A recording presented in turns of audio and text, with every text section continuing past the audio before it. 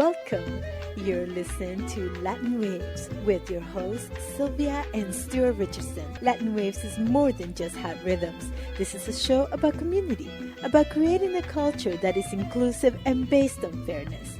Because everyone deserves dignity, respect, and has something to contribute. A new world is possible, and it all starts with us. I'm with Jorge Marti. He is the Secretary of HENSA Venezuela. Thank you so much for joining us. It's a pleasure, as always. This has been an unusual year, perhaps for some. 2020 has been a year that has infused the population in many areas with great fear and, with good reason, perhaps. In many ways, it's been a challenging year for social movements, given the level of quarantine and mandatory distancing that has been imposed. How would you describe 2020?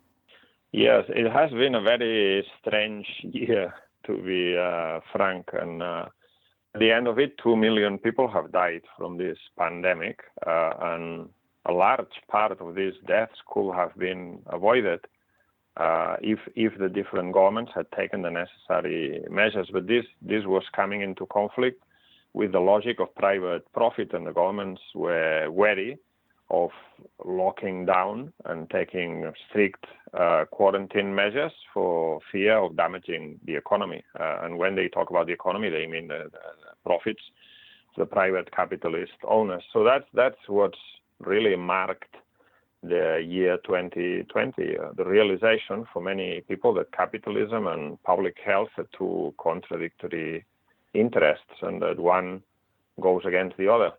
On the other hand, we ended 2019 with some really big movements, including in Latin America. We saw the uprising in Ecuador in October 2019, which was then followed by the uprising in Chile 2019 in November and December, which was the largest in the country's history, for 40 or 50 years, really. And this process, these movements were partially cut across by the development of a pandemic. Obviously, if people have to stay home or people have to follow social distancing rules, as you were mentioning, it's more difficult to organize mass movements, mass protests. But nevertheless, these movements have not ended, have not disappeared in 2020. I mean, we have seen the huge movement in the United States, Black Lives Matter, which involved 26 million people participated directly in demonstrations, protests against police killings and police racist violence. But also in Latin America, I mean, we have seen the uprising in Peru, when the Congress decided to remove Vizcarra from power, and then the masses came out on the streets, rejected the new appointed president, and there was a week of mass demonstrations. Then we saw in Guatemala big protests against the new budget of cuts and social austerity, which led to the setting on fire of the parliament building. And we've also seen movements in other places, even in Colombia, where they have a very right-wing president, which could be compared to Trump. There was, a few months ago, a big protest against police violence, again, after the police killed an innocent man in Bogota. And there were big protests, particularly by the youth, which led to clashes with the police, the killing of another 15 people at the hands of the forces of order, so-called, and the burning down of 40 police stations in Bogota. So I will say that, it's been a very strange year, which has been marked by COVID. But at the same time, I think that there's been a growing realization that the capitalist system is unable to deal with a health emergency. And also that now, on the back of COVID, although not caused by the pandemic, there's now a massive capitalist crisis. Millions of people have lost their jobs. At the moment, the main governments around the world are spending a lot of money to try to prevent social explosion by giving relief to people who lost their jobs, trying to keep businesses afloat by government handouts. But this extraordinary, unprecedented government spending will come to an end at some point, and then we will see the real consequences of this new capitalist crisis, which is basically just a continuation of the crisis in 2008.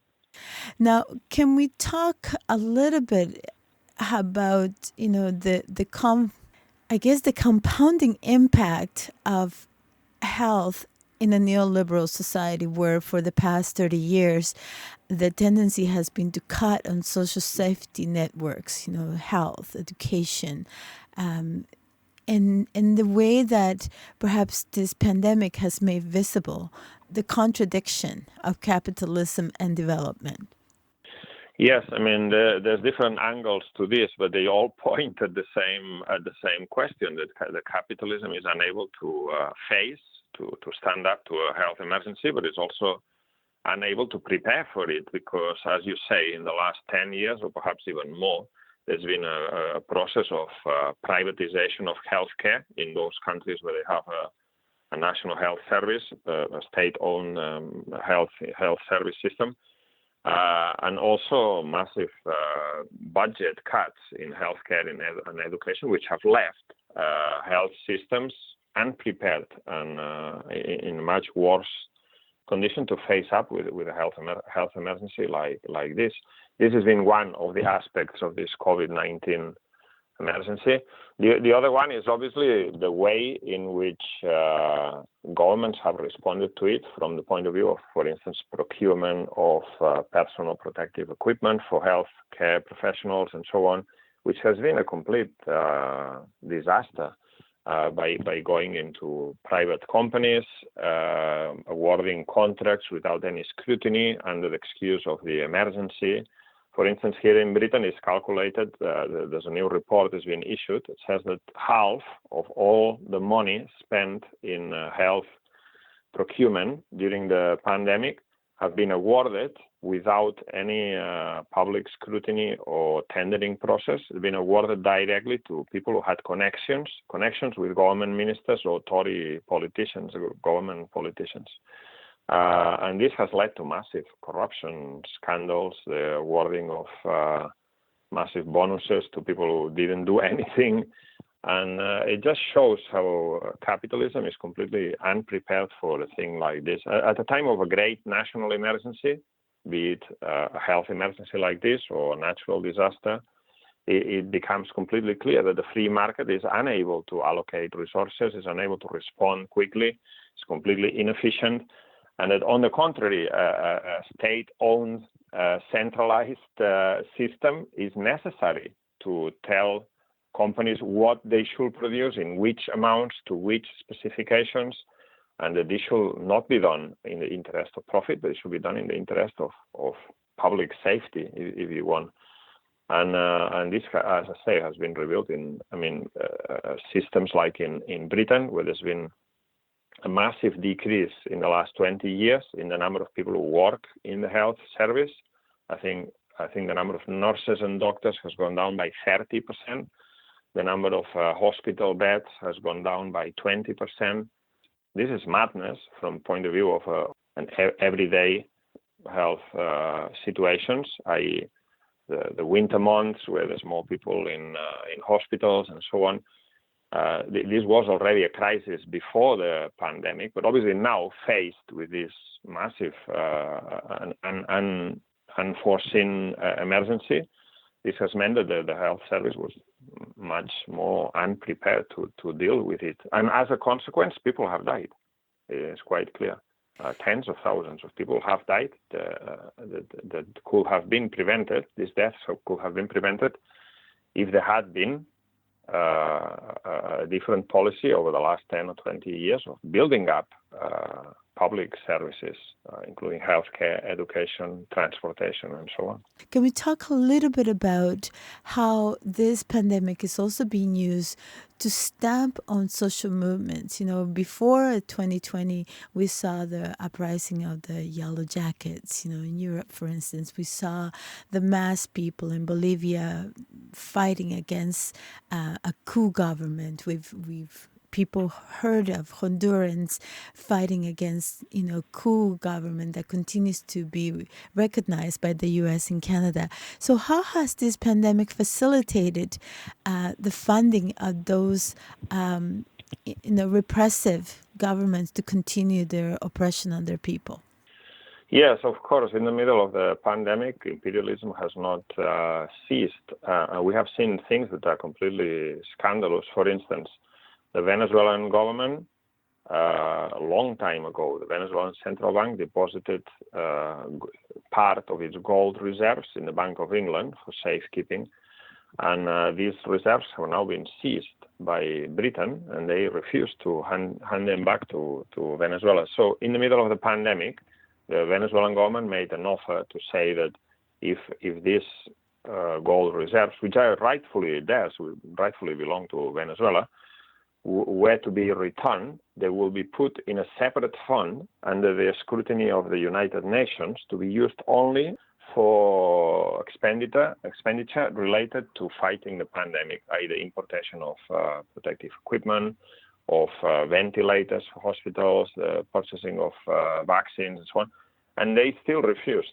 The British government refused to do this. They're using, even in the middle of a pandemic, they're using instruments of imperialist aggression, in this case, the seizing of assets, regardless of the impact that this potentially has on ordinary people and the impact of the pandemic in a country like Venezuela.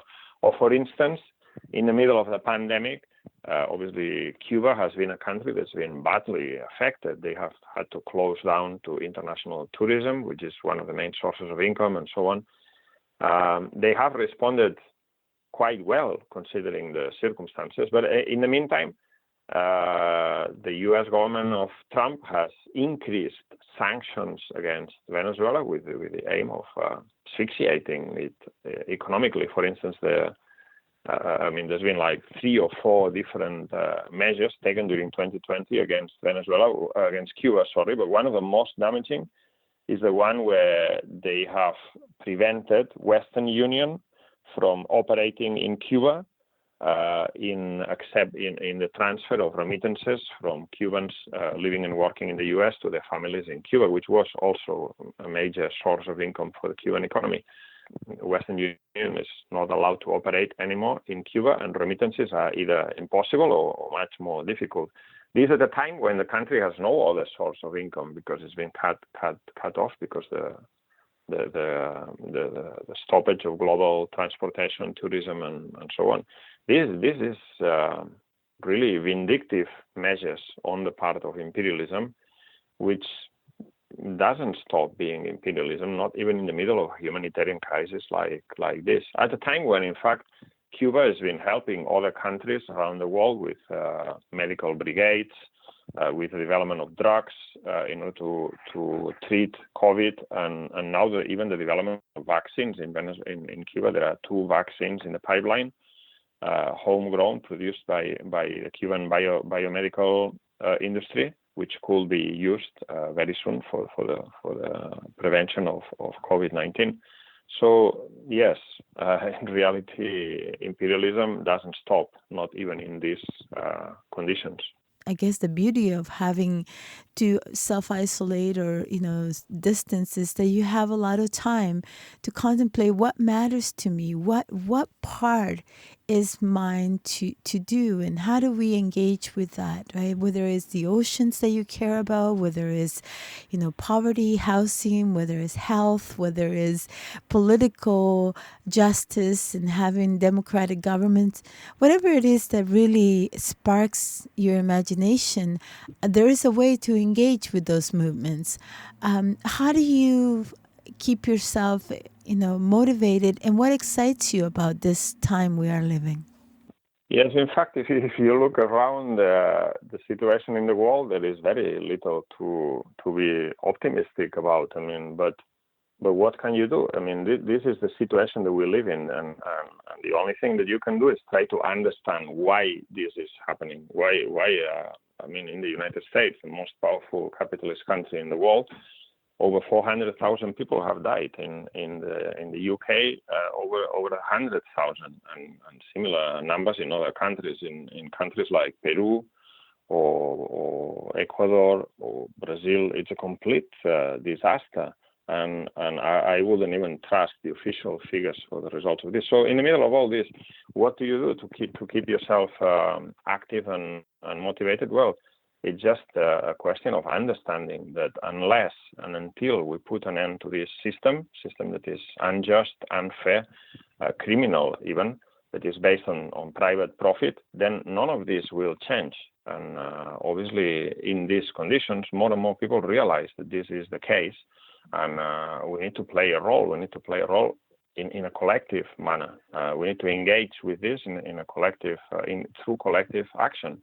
And what's really inspiring is things like what's happening in Chile in the last 1 year. Mobilization, unprecedented mobilizations, more than 1 million people in Santiago. And this happened despite massive police repression, the killing of people at the hands of the forces of repression, be that the Carabineros police or the military, the curfew, and so on. And nevertheless, the people kept coming out, and until they achieved at least some of what they were demanding. They want a fundamental change of everything. In the United States, people have also said enough is enough. The killing of George Floyd was outrageous in itself, but it's not just the killing of George Floyd that brought 26 million people out on the street. It's the fact that this is not the first one, it won't be the last time that a black person is killed by the police in complete impunity just because of the color of his skin. So this is what's brought many people to say enough is enough. We need to put an end to this, and this is what should drive political activism. This alternative, which I would say is the alternative between socialism or barbarism, i.e., either we create a system which is based on the interests of the majority, the collective interests of the majority of the people, where the resources are used to satisfy the needs of the population rather than the thirst for private accumulation of a small minority.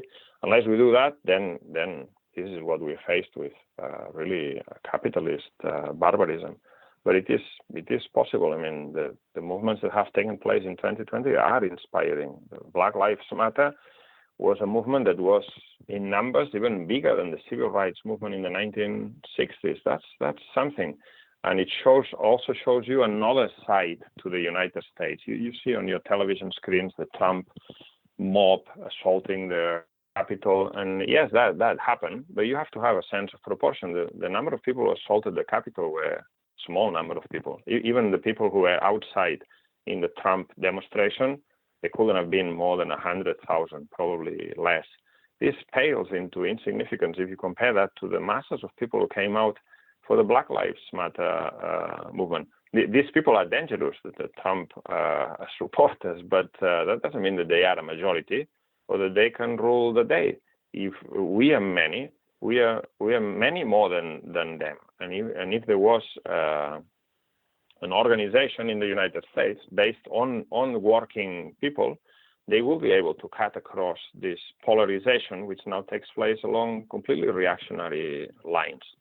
I mean, Trump has been able, partially, to capitalize on the anger that exists against the establishment, and he's channeled it in a completely reactionary direction. But that anger wasn't created by Trump. This disillusionment in bourgeois democracy wasn't created by Trump. It's been created by the fact, for instance, that real wages in the United States have been completely stagnant since the 1970s, while the rich become richer all the time. It's just a question of fighting to create an organization that represents the interests of working people that can channel all this anger in a progressive direction, rather than this reactionary mob that Trump has managed to whip up. Can we talk a little bit about then what it signifies for us to have Joe Biden then? Because most people think, great, we won. And I'm cautiously aware that there is a very small difference between the two. So what must we, as social movements, as social justice people who want to create a world where everyone can coexist and have a right to live in peace and be able to raise children that don't fear pandemics or wars. What must be vigilant to in this next? I would say this, that in reality, I can understand, I can sympathize with many people, millions of people in the United States who mobilized to vote in the presidential election. There was a marked increase in the turnout, particularly amongst the youth, and they wanted to get rid of Donald Trump. So they voted against Trump more than in favor of Biden. Biden is an establishment politician, is a capitalist politician, which is completely unable to enthuse anyone. Which policies did he defend during the campaign? None. After 4 years of reactionary demagogue in the White House like Trump, he was completely unable to clearly differentiate himself because the Democrats are a party of the capitalists. In this election, the Democrats received twice the amount of business corporate funding than the Republicans did. All the major capitalist newspapers in the United States were backing Biden. I mean, in relation to the Black Lives Matter movement, what did Biden say? He said, well, we need to train the police to shoot at the legs instead of shoot people in the head. That is the amount of difference that there is between the two capitalist parties in the United States. That's very sad, and it's very regrettable. And obviously, while I fully understand and sympathize with people who went to vote and voted for Biden to kick out Trump, we need to warn that Biden is not the solution. That in fact, the policies of the Democrats in power is what then led to the formation of the Trump movement. People were disillusioned by the Democrats in power, and now the Democrats are in power, and they have control of the 3 seats of power. They have the president, they have the Congress, and they have the Senate. They have no excuse to carry out whatever progressive policies they want to carry out. And I can tell you that they will not. They will not fundamentally be different from the Republicans in power. This is a party of capital. The way they dealt with Bernie Sanders is a clear indication of that. And not only this, they will be the party of capital in power at a time when there is a massive crisis of capitalism, where the capitalists will be demanding massive austerity cuts, an assault on workers' rights. I don't think anything progressive will come from the Biden presidency, other than perhaps a few gestures, empty gestures, which cost no money at the beginning in order to appease many people who have illusions in the Democrats. In relation to foreign policy, we need to be really, really clear on this question. The foreign policy of the Democrats has not been ever different from the foreign policy of the Republicans. We need to remember, for instance, the current regime of sanctions against Venezuela was introduced in 2005 by Obama. Obama introduced an executive order that said that Venezuela is a danger to the national security of the United States. And on that basis, all the other sanctions have been imposed on top of that executive order. Perhaps there is one thing that we should be discussing is perhaps there will be a change of policy in relation to Cuba, where Biden might, it's not clear, but he might go back to the Obama policy. But what was the Obama policy in relation to Cuba? It's not that Obama was a friend of the Cuban Revolution. What he realized, and a section of the U.S. ruling class realized, is that the policy of direct assault against the Cuban Revolution, which they followed for 50, 60 years, had failed. And they wanted to try something else, i.e. try the reestablishment of relations, the reestablishment of economic relations, and on the basis of that, the penetration of capitalism in Cuba, which will destroy the revolution. So the difference is difference in tactics. The Democrats still want to overthrow the Cuban Revolution. And I mean, we've had so many democratic governments before carrying out imperialist policies. You could say that Trump, for whatever reason, has not started any imperialist war. Has been a president which has not bombed many foreign countries as compared to previous democratic presidents. That doesn't mean that Trump is progressive, of course. he had a different approach to foreign policy. That's all, but still, it's the foreign policy of the capitalist class. So I have no hopes or illusions in Biden.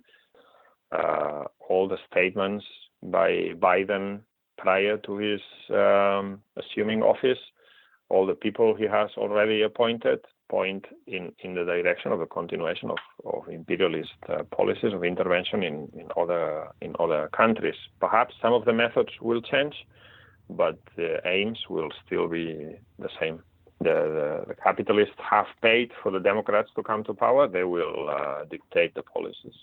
So how do we continuously seek out the immunity of community, which is the only thing that creates social movements, strength, and, contagion for social justice? When we look at the example of Venezuela and the people of Bolivia who have who have brought the mass party to power, when we look at the examples of Chile, how do we energize our social movements in Western countries, in Europe and in North America, with that kind of learned activism, because there's learned helplessness, right, where we get traumatized by loss of jobs, by constant aggression from the capitalist system.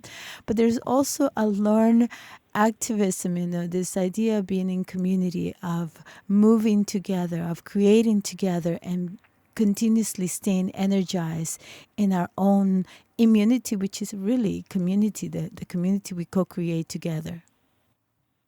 Yeah, that's completely, absolutely right. I mean, one of the first things that happened at the beginning of the pandemic, when major capitalist countries declared lockdowns and so on, was that spontaneously people came together to help each other. Through mutual aid organizations, networks, WhatsApp groups, people checked on their neighbors. In some cases, neighbors they didn't even know. They checked whether they were frail, whether they were vulnerable, or they were shielding, whether they needed some help with people delivering groceries, shopping, or anything. And these networks this is the real human nature. Sometimes people say, human nature is against socialism or a socialist alternative. It's the opposite. People generally, in the face of a threat, they tend to band together. They tend to get together to try to solve and collectively face any danger or any difficult situation. And this is what's happened. The cooperation of people to solve problems collectively, and this is what happens every time when there is a major emergency like this, and this is what gives us hope that there is a collective solution. That despite the fact that capitalism promotes individualism and dog-eat-dog mentality, that people do gang together, they get organized, and they come out, and many times in unexpected ways, against the police, against looters, and so on. This is the real human nature, and this is what should motivate us. This is why we should remain optimistic in the face of all these different situations. Thank you again for being with us today. My pleasure. We've come to the end of our show, Latin Waves. Latin Waves is an internationally syndicated weekly program made available through campus and community stations and available out to the world at www.latinwavesmedia.com. Visit Latin Waves Media to hear previous shows, to access resources, or support our efforts towards social change via community project engagement.